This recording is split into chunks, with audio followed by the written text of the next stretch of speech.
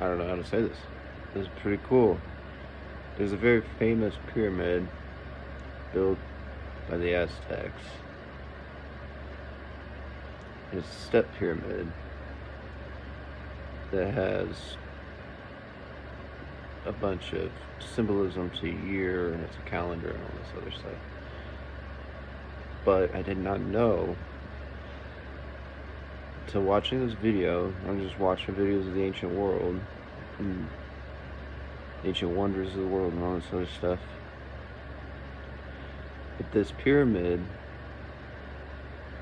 has an internal well, and I theorized that an internal well would be used to build the pyramids in Egypt, at least the Great Pyramids, because one, no pyramid's ever been found with a ramp, ever.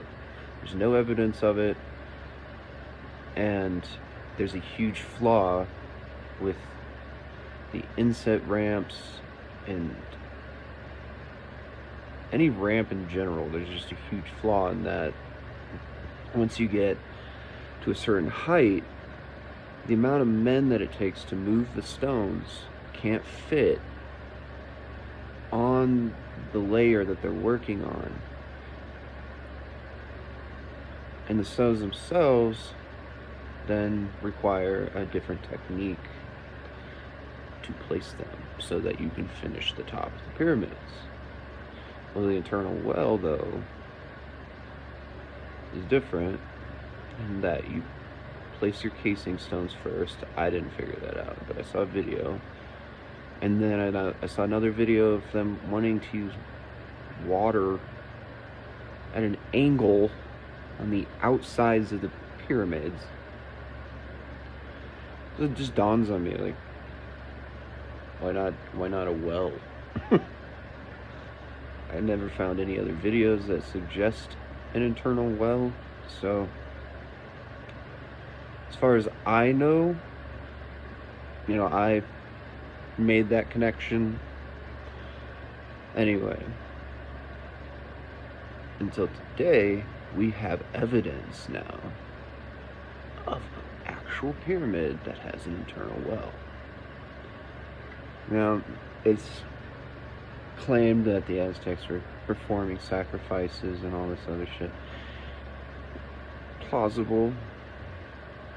But these pyramids are also so old that it suggests actually that there was a global economy, and it could correlate to evidence now that, based on my theory of looking at the structure of the pyramids in Egypt and how they were built, in their history of when the conquistadors arrived in South America and they were welcomed, that a lot of the ancient religions and stuff before the conquistadors basically just created genocide and destroyed everything and everyone and robbed them of all their gold.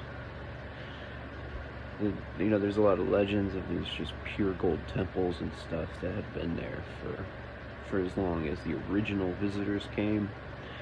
And as stories prolong and myths develop from history, that this pyramid was most likely turned into a temple over time, and before the collapse of the ancient civilization, before the first initial dark age, that this is actual evidence of an unfinished pyramid, or it's left as a means of showing people for the future that if the techniques are lost, how they were built.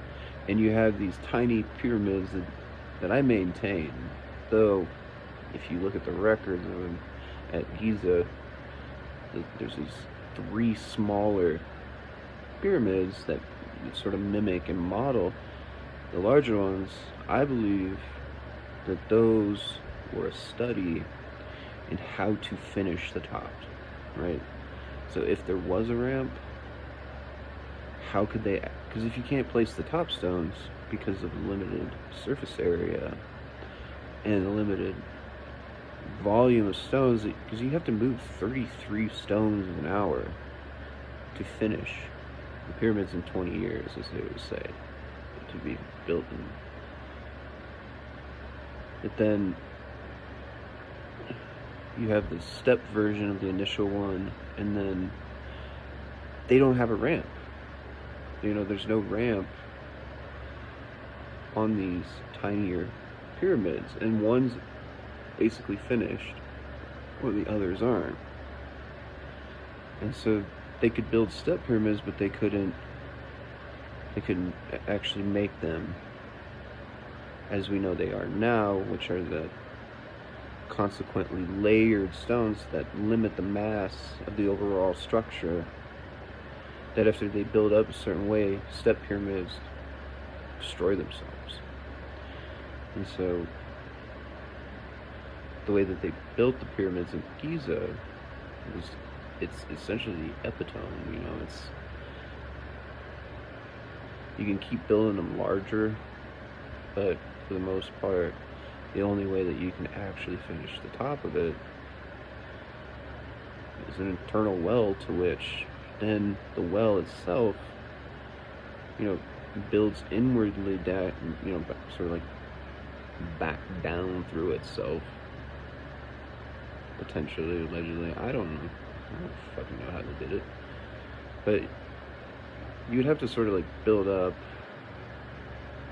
store the stones, and then restructure them, maybe.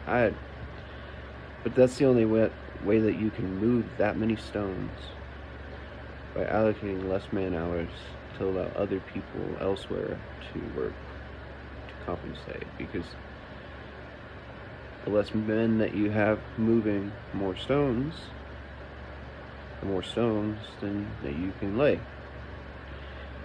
But still just utterly cool. I mean, we don't really have any proof.